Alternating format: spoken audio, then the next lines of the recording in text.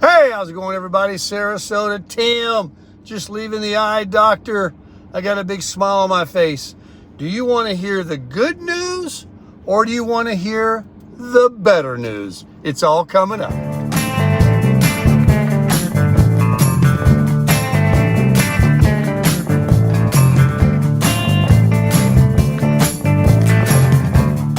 Well, it looks like favor is chasing me down again in my life.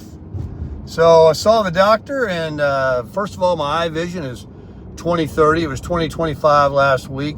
He said that's really good. I said, well, it was 20/25 last week. He said, they're about the same, 20/25 and 20/30.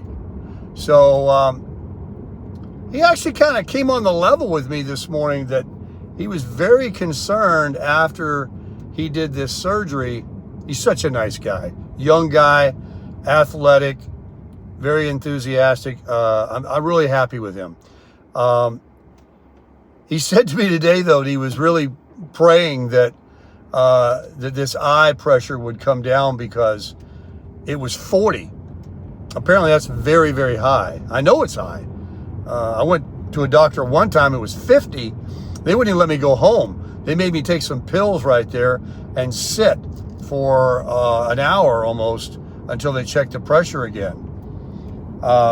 So I got put on the eye drops, pressure drops, last week for a week till today. And the pressure is like 16, baby, 16. He says, we're there. We're there. I said, okay. But I've been talking about it and thinking about it. I'm like, okay, you put me back on drops, but what about the straw you stuck in my eye? What's that, mean now? We're done? He said, no, it does work with the drops. I was using some drops and the pressure went up. So now with these drops he put me on in the tube, I call it a straw, is it's working. They're working together. He says, we're there. He's very happy, very happy. The right eye is starting to rear its head and wants to come along and follow up with what the left eye has been doing for years. It's still way back there, but it's got to have drops too, because there is a glaucoma in that eye as well. So the good news is that it's all working and we're there. And I'm on a regimen now of drops that I'll continue to take, which he said, anybody with glaucoma is actually, going to be on drops. It's just you could be on less or less often drops. I think there's like 4 different bottles, color caps that you can take. Timolol, bromamidine, Lanaprost, whatever. I'm getting to know their names now. So the good news, let me finish, was the pressure came down within a week. Like he said, sometimes, if you only see like an 8-point drop, that's good. But this was 22 points or whatever it is. Really good. I mean, he was super, do I go here? Can I go? Yeah, I can go. He was just super excited about it working. And I think he watches the channel a little bit too. So he made me feel very confident, really good. All right, so that's the good news, is the tube shunt is working with the drops. We're right there on target at 16. That's amazing. The right eye was a little bit higher, so we're now adding another drop to the right eye, so that should knock that down. Okay, the better news. The better news is I won't be seeing them people for a while. I'm done. He said 4 months. He goes, but if you want to split the difference and come back in a couple months, I got no problem with that. In a couple of months, I'll be here. I'm not going to be, it's going to be hot. I'm not going to be out west or anything. And so I don't go back till June. I'm all done with this eye stuff. And, the more times he says you go in there to do these surgeries, like we were talking before, removing some of this scarring that's scarring over my straw, because my eye wants to heal. It doesn't like anything that they do in there. It wants to heal it. So it's a good eye. She's a good girl. But in this case, scarring over something that's not allowing the fluid. So anyway, he says, of course, there's another thing called something, I forgot what he called it, but that can be a little risky and affect your vision. I said, well, my vision's already affected. I don't want that. I don't want any more surgeries. If I had to, I would, but I don't. So we're just going to go with this. All right? Now, if Favor can keep following me, and the doctor tomorrow, who already told me, the heart guy, that the 1576 calcium score I got doesn't mean anything. And he did tell me to get back on the Stalin, which I didn't do because I don't want to.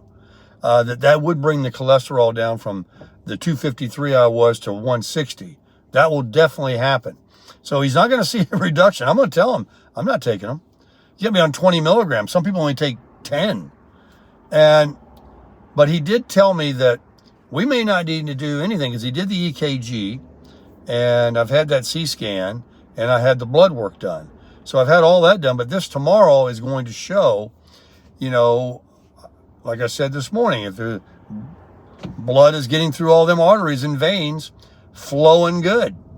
And I do have high confidence in your lifestyle, in the food you eat. So you say, well, Baker, you're eating red meat and fat and bacon. How is that lifestyle conducive to helping you with heart disease? Well, there's two sides to every story, folks. And I'm a critical thinker. I don't just gulp down everything doctors have been preaching for decades. Very little money is spent on research towards these other diets, say the meat diet, and getting rid of all these other things that we eat in our life. So I'm not saying that I'm more of a believer in that. I'm right in the middle. I'm trying things before I want to try pharmaceuticals. That's really what I'm trying to say. These pills and stuff that Big Pharma wants us on, and these doctors that are just so quick to just, write a prescription. And what I know from people in the field that tell me and have shared with me what their opinion is and what the doctors are telling them regarding their patients. Like, they don't even want to see you. They just want people that are up high, like I say, a nurse practitioner. They want them to do all the work. They just say, just throw this at them, tell them this and tell them that. I'm going to be on the golf course. Here, I'll pay you a lot of money if you'll just come in and stand guard at the doctor's office or at the emergency room so I don't have to go there. I got things to do, like spending my money. And I'm telling you, I'm exaggerating a little bit, but not, because I've been told that's what these doctors, they don't care anymore. They don't want to spend more than 8 minutes with you. It's all about building the ticket and billing insurance. I mean, I get it. They want to make money. I want to make money. But at someone's health expense, of doing things they don't need to do, or considering lifestyle, or educating themselves, and pulling their head out of the ground from just being, dogmatic about the only thing that works is a pill. So, I wasn't even interested in any of this until I had to start seeing doctors. And now I'm interested. So, it's my life, it's my health, and that's what I'm going to do. Got the eye thing going on. Hey, you know what? Maybe that diet I'm doing is helping that. Nah, I'm sure those eye drops, again, pharmaceutical, is doing its thing. So I'm sure Stalin will reduce numbers and this and that. And if I have to take them, I will. I wasn't excited about getting, leg cramps. I hate that. I feel like I get it already and I don't even take the pill. All right, I'm going to go into Ace Hardware here and check out a a Q stand and a hose. I'm going to return this hose and wait for my other one's going to be delivered today from Amazon. And then I'll be preparing. Don't let me forget, you know, at midnight tonight, tomorrow morning when I wake up, I'll have to set an alarm. Do not drink coffee. They'll charge you if you don't come to your appointment and you didn't do everything right. So that's the scoop. I guess because my eyes are still dilated. He did it. The girl, when I first went in, did it. And my eyes are, they feel like they're numb. They literally touch your eye with that thing. You put your chin on here and they go in there. So you got this bike. It's pretty cool. I'm into bikes now. Speaking of biking, I told you my doctor is pretty darn cool. So, you know, like I say, he's very athletic. He's a big guy, you know, perfectly proportioned though. He's not like a muscle-bound guy, but he looks like he's very athletic. Turns out the guy's into hiking and rock crawling. Not rock crawling. Rock climbing.